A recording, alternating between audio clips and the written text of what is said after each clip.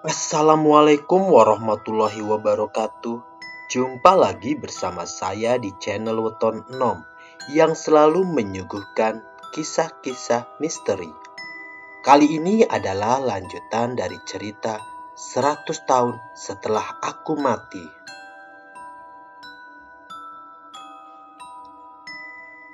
Menunggu dan ditunggu. Rizal, Risa, dan Sari. Dia menunggumu seperti aku. Kira-kira begitu ucapan Sari sebelum dia menghilang secara tiba-tiba. Aku tidak bisa mengikuti kemana dia pergi. Makhluk itu benar-benar mistis dan misterius. Aku sedikit menghitung, mencoba mengukur tahun ke-100 setelah Sari mati. 4 tahun lagi. Ada waktu 4 tahun untuk aku mencari tahu. Aku perlahan meninggalkan rumah itu. Rumah kenangan itu. Rumah di mana Sari tinggal selama 96 tahun. Aku sedikit memflashback kejadian-kejadian yang dulu pernah aku lalui di sini. Ingatan masa kecil segera memenuhi memori kepalaku. Sari, akan lebih menyenangkan jika bernostalgia di sini denganmu. Begitu kataku dalam hati, tapi dia seolah menjauhiku. Tidak seperti masa SD-ku di mana dia menemani hampir di setiap 24 jam sehariku. Sekarang, bahkan setelah lama tidak berjumpa, dia seperti tidak ingin berlama-lama di dekatku. Apakah sebuah perbuatan dosa jika aku berteman dengan makhluk yang bukan dari bangsaku? Atau bagaimana? Kenapa dia menjauhiku? Aku memperhatikan kaca jendela bagian belakang rumah itu. Tirainya sedikit tersibak dan memperlihatkan ruang di dalamnya. Aku menghampirinya dan sedikit mengintip seperti maling. Aku melihat ranjang dari besi itu. Ruangan itu adalah bekas kamarku. Masih sama seperti dulu, hanya catnya yang berubah. Aku ingat sekali waktu wujud suram kuntilanak menyeretku masuk ke dalam kolong tempat tidur. Rumah ini adalah saksi bisu dari banyak kejadian, dari banyak kematian di masa lalu. Pantaslah jika hawa singup dan aura tidak enak masih memenuhi sekeliling rumah tua ini. Beruntung keluarga Peltu Sangadi tidak diganggu seperti halnya aku dulu.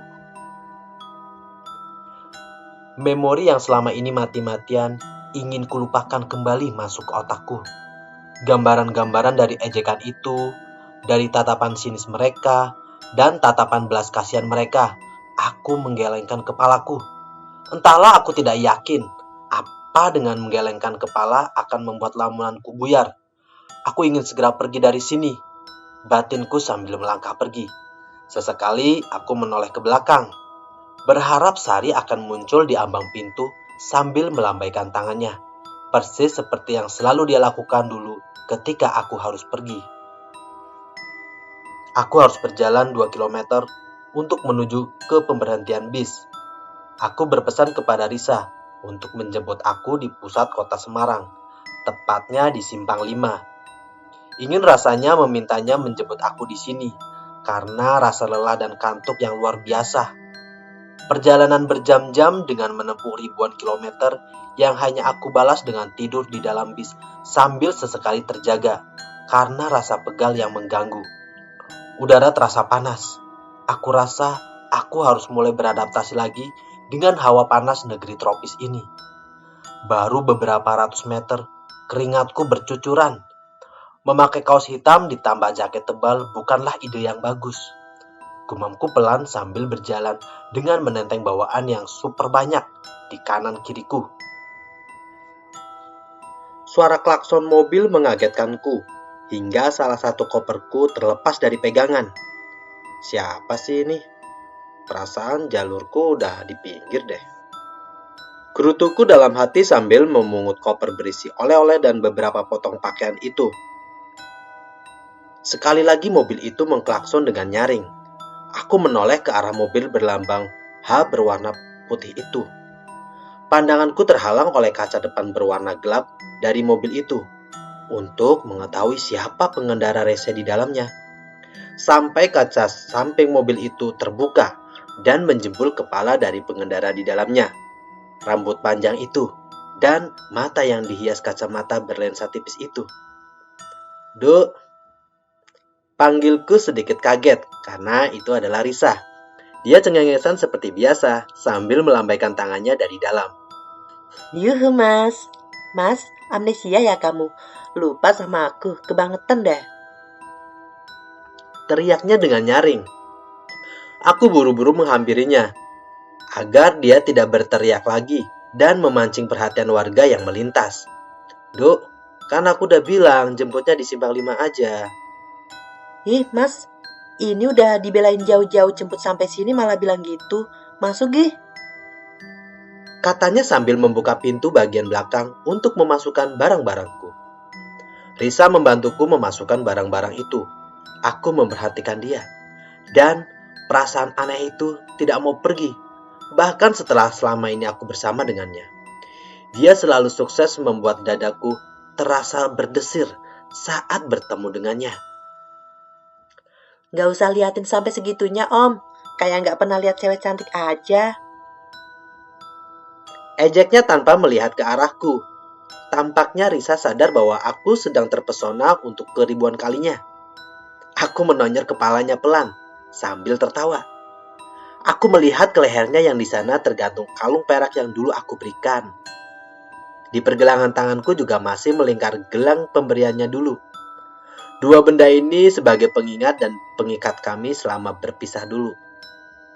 Aku meraba kantong jeans yang terasa mengganjal karena di dalamnya ada sebuah kotak berisi tanda keseriusan hubungan aku dengannya besok. Mana kuncinya, Nduk? Kataku meminta kunci mobil. Enggak, mas kan capek. Biar aku aja yang nyetir. Apalagi mas udah lama gak nyetir. Kalau nabrak malah berabe ntar. Dih, yang bisa nyetir duluan siapa coba? Kataku sambil menonyornya lagi. Aku duduk di depan dan menonton bagaimana Risa menyetir. Dia sudah cukup fasih. Dia sudah tidak seperti sopir mabuk yang berkendara dengan ugal-ugalan seperti dulu. Mas, capek nggak? Tanyanya dengan pandangan mata yang fokus ke jalan di depannya. Enggak. Jawabku dengan bermain game di HP. Ih, bohong. Masa nggak capek sih? Lah itu kamu tahu, Nduk. Ngapain nanya lagi? Jawabku dengan ketus. Ah, nyebelin. Kan tanya doang. Ditanya calon istri kok gitu? Calon istri. Aku mengulang kata-katanya dengan mengangkat sebelah alisku. Berusaha menggodanya. Rasa ngantuk memaksaku memejamkan mata. Aku mencoba tidur sebentar untuk sedikit mengurangi beban di mata yang sudah sangat menggangguku ini. Mas. Panggil Risa dengan lembut. Dia menggenggam tanganku. Ya, udah tidur ya. Ucapnya lagi, padahal aku belum tidur. Aku sengaja tidak menyaut perkataannya, menunggu kira-kira apa reaksinya. Mas, makasih sudah pulang. Aku nunggu janjimu, Mas. Suara lembutnya menenangkan sekali. Kemudian aku merasakan ada telapak tangan yang terasa hangat menyibak keningku. Perlakuan lembut dari Risa membuatku benar-benar terlelap. Leh, bangun Leh.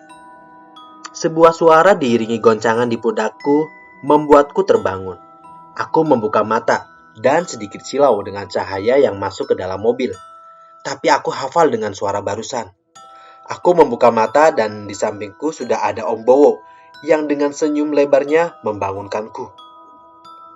Ternyata aku sudah sampai di rumah. Om Bowo beserta keluarga datang untuk menyambutku. Beberapa tetangga juga turut hadir. Aku mencium tangan beliau dan memeluknya. Setelah kepergian bapak dan ibu, om dan tanteku ini sudah aku anggap orang tuaku sendiri. Beliau rutin mengecek kabarku dan memberikan aku dukungan untuk menjalani rutinitasku. Aku menyalami beberapa orang yang ikut datang ke rumahku. Beberapa kerabat dan yang menyenangkan adalah teman-teman masa SMP dan SMA yang sudah lama sekali aku tidak melihatnya. Mereka turut hadir. Andi, Irawan, Somad, Susi, dan banyak lagi. Mereka semua datang.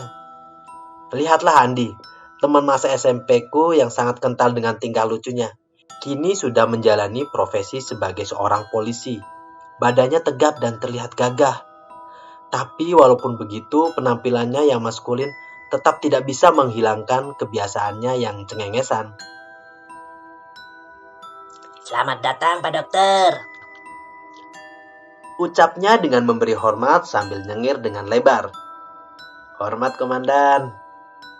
Jawabku sambil menyalaminya dan memeluknya, karena sudah lama sekali aku tidak bertemu dengannya. Di samping Andi ada Irawan. Dia sudah selesai menjalani perkuliahannya di Jakarta. Sekarang dia adalah pegawai di sebuah bank ternama di Jogja. Gayanya terlihat rapi, sama seperti dulu.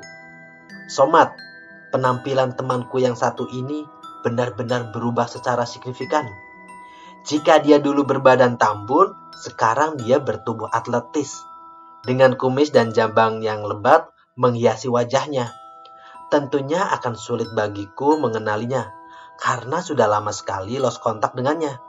Dan aku baru tahu sekarang Somad adalah seorang model. Wow. Dan Susinya tentu kalian mengingatnya. Susi, gadis berwajah oriental ini semakin terlihat cantik dan dewasa. Dia sekarang menjadi seorang perawat di sebuah rumah sakit besar di Solo. Banyak lagi teman-temanku yang hadir.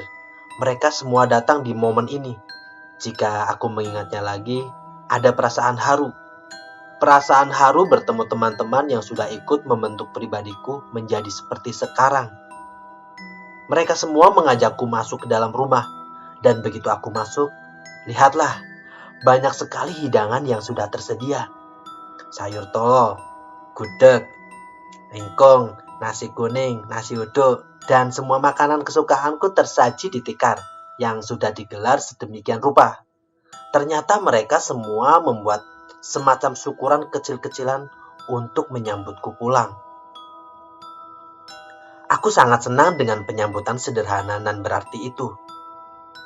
Aku mencari sosok di balik semua ini. Itu dia, Risa. Dia sedang tersenyum di belakangku. Pasti dia yang menyiapkan semua ini. Aku tersenyum dan menghampirinya. Duk, makasih untuk semua ini. Makasih, Duk. Ucapku lirih. Zal, kapan nih kamu nyusul kita-kita? Tanya Andri, salah seorang sahabatku di masa SMA. Nyusul apa nih maksudnya? Tanyaku sambil menyeruput kopi yang barusan dibuatkan oleh Risa. Ih, Mat, kebangetan teman kita satu ini. Saut Andi dengan menghisap rokok filternya dan menghembuskannya ke wajahku. Apaan sih? Tanyaku dengan bingung. Somad berdiri dari tempat duduknya dan berpindah duduk di sampingku. Pak Dokter, maksudnya ini loh. Jawabnya sambil menunjukkan punggung tangannya. What? Aku melihat beberapa teman lain juga melakukan hal sama. Andi, Somad, Andri, dan beberapa kawan lain. Mereka semua sudah mengenakan cincin nikah. Andi merangkulku, dan dia menunjuk Risa yang tengah ngobrol dengan Om Bowo. Mau sampai kapan kamu bikin dia nunggu, Zal? Tanya Andi. Udah berapa tahun coba, Zal? Setauku dari zaman SMP kan Risa suka kamu. Kalian sudah pacaran berapa tahun? Tambah Andi lagi. 5 tahunan lebih, Di. Jawabku pelan sambil ikut memandangi Risa yang tidak sadar sedang kami jadikan bahan obrolan. Nah itu, Zal. Udah lama banget kan? 5 tahun buat kredit motor udah lunas itu, Zal. Jangan nunda-nunda lagi. Buruan aja. Keburu si Risa capek nungguin kamu. Sambung Somad. Aku merenungkan perkataan dari teman-temanku. Beberapa dari mereka sudah menjadi kepala rumah tangga. Mereka sudah memiliki keluarga mereka. Sedangkan aku malah baru berencana lamaran. Usiaku sebentar lagi 25 tahun. Sudah cukup dewasa. Sedangkan Risa, dia tidak terpaut jauh dari umurku. Usia matang bagi seorang perempuan untuk menikah. Apalagi dia juga sudah lulus kuliah. Dan sekarang sudah mempertimbangkan beberapa pekerjaan yang sudah menawarinya. Ya, mereka ada benarnya, ucapku dalam hati. Beberapa saat setelah acara itu selesai, teman-temanku dan beberapa kerabat sudah pulang. Tinggal menyisakan keluarga dari Om Bowo dan Risa yang masih setia membantu membereskan sisa-sisa dari acara malam itu. Om, aku mau ngobrol bentaran boleh? Ucapku pada Om Bowo yang sedang menonton berita di TV. Ada apa, Le? Ngomong aja nggak apa-apa, jawab beliau. Jangan di sini, Om, di ruang tamu aja ya. Pintaku diiringi anggukan dari Om Bowo. Jadi gini, Om, aku udah mikir ini lama, Om. Ini tentang si Risa kan? Om Bowo seperti tahu apa yang ada di pikiranku, bahkan sebelum aku menyelesaikan kalimat aku. Aku hanya bisa mengangguk dan menunggu kira-kira apa yang menjadi keputusan beliau. Karena mau tidak mau, Om Bowo secara tidak langsung sudah menjadi waliku. Aku mengamati ekspresi wajah beliau yang terlihat seperti berpikir. Entah kenapa selama menunggu yang tidak seberapa lama itu rasanya dadaku berdebar. Ya, apapun kemauan dan keputusanmu, Le. Ommu ini cuma bisa dukung. Sama seperti bapakmu dulu. Om percaya sama kamu. Kamu sudah bisa membuktikan diri, kata Om Bowo dengan serius. Teman, kalian tahu betapa senangnya aku ketika mendengar jawaban beliau. Aku baru saja mengantongi restu dari waliku. Sekarang tinggal seorang lagi, yaitu Om Hamzah. Begitu kataku dalam hati. Ya, tapi Le, kamu juga jangan nekat. Kamu tetap harus mikir masa depanmu. Nikah itu bukan main-main. Kamu harus usaha lebih keras buat mandiri. Om Bowo membuat lamunanku pecah dan membuatku berpikir kembali.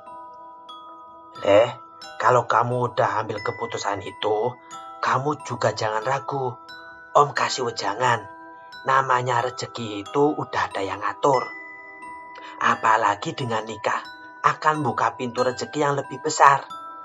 Le, kamu itu mewarisi gen dari bapakmu. Dan Om sama bapakmu itu satu keturunan.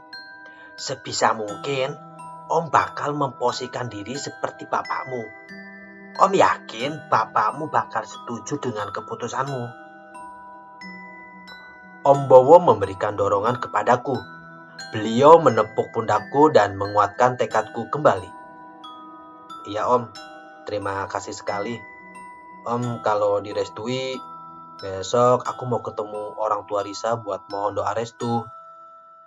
Iya, Le. Semoga aja Hamzah merestui anak gadisnya untuk kamu lamar, jawab Om Bowo sambil mengusap kepalaku yang sedang tertunduk di bawah lututnya untuk sungkem memohon doa restu untuk hidup baruku. Aku menyusul Risa yang sedang sibuk mencuci piring kotor. Aku berjalan berjingkat dari belakang dan menutup matanya. Coba tebak siapa ini? Aku menggodanya dengan bercandaan basi. Apa sih, Mas? Ntar pecah piringnya. Bentar jangan ganggu dulu. Ucapnya sambil mencipratkan air yang penuh dengan busa sabun colek ke arahku. Duk, jalan yuk, kataku dengan menopangkan dahu ke bahunya. Pulang-pulang kok jadi ngeselin sih? Ucapnya dengan dongkol sambil menyapu wajahku dengan tangannya yang berlumur sabun. Ya Allah, Nduk, amat pedih nih mataku, jawabku sambil mengusap wajah. Beneran, Mas. Maaf, gak sengaja. Sini tak tiup matanya, kata Risa sambil memegang kepalaku dan meniup mataku yang mulai berair. Udah mendingan belum, Mas? Tanya Risa sambil meniup pelan mataku. Belum, Duk. Pedes nih. Jawabku dengan sedikit berlebihan. Kalau sekarang? Tanya Risa dibarengi tiupan yang lebih kencang. Belum. Jawabku dengan lebih lebay. Cup, aku merasakan sesuatu yang lembut dan hangat menyentuh keningku. Kalau sekarang pasti udah mendingan. Ucap Risa sambil mencubit pipiku. Udah, hehe. Jawabku sambil membelai kepalanya. Mau ngajak kemana sih, Mas? Tanya Risa sambil mencuci tangannya. Alun-alun mau nggak? Tanyaku. Ayo deh, tapi pakai Vespa ya. Jawab Risa dengan manja. Kami pun segera bersiap, dan setelah pamit, kami pergi menggunakan si butut, Vespa kesayangan warisan bapak. Sudah lama sekali aku tidak mengendarainya. Untung si butut tiap minggu selalu ditengok oleh Om Bowo, jadi tetap terawat. Tidak butuh waktu lama hingga kami sampai di tempat yang menjadi salah satu ikon kota Jogja, Alun-alun Utara. Disinilah kami menyingkatnya dengan nama Altar. Lapangan luas yang di tengahnya berdiri dengan kokoh 2 pohon beringin. Tampak di belakangnya bangunan gagah Keraton Ngayogyakarta Hadiningrat yang tersorot lampu berwarna kuning. Jogjaku, ini aku pulang. Mas, punya duit?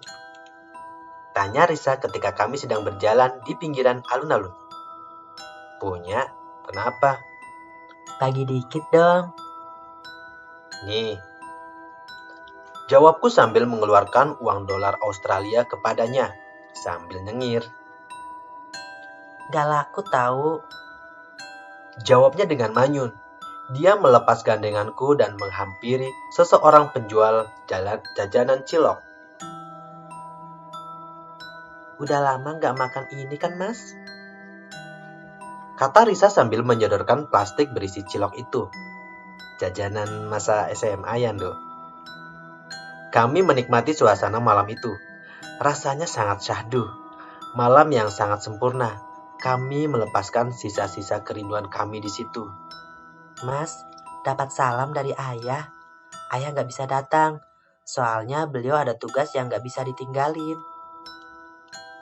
Kata Risa sambil menyender di bahuku. Ah, gak apa-apa, Ndu. Besok ayahmu libur nggak? Kalau libur, aku mau ke rumah boleh? Iya, Mas. Biasanya kalau ayah habis piket hari berikutnya itu lepas tugas kok. Sip deh. Soalnya besok aku mau ngobrol sama ayahmu. Ngobrol apa, Mas? Tanya Risa dengan antusias. Tentunya ngobrolin tentang hidup baru kita, Ndu.